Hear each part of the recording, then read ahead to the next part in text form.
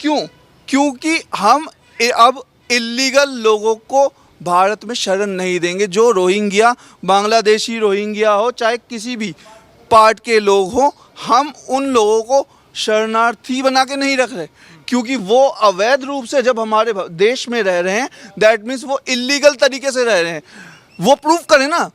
आप ममता दीदी का मुर्शिदाबाद का एरिया देख लीजिए, जो नरसंहार हुआ, क्या उसका जवाब दे सकती हैं ममता बनर्जी?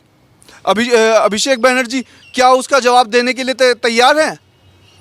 उनको तुष्टीकरण की राजनीति करनी है और अपना वोट बैंक बचाने के लिए उनका इस्तेमाल करती हैं, क्योंकि उनको पता है 2026 में उनके लिए वो एक बचा खुचा वोट बैंक है उनका।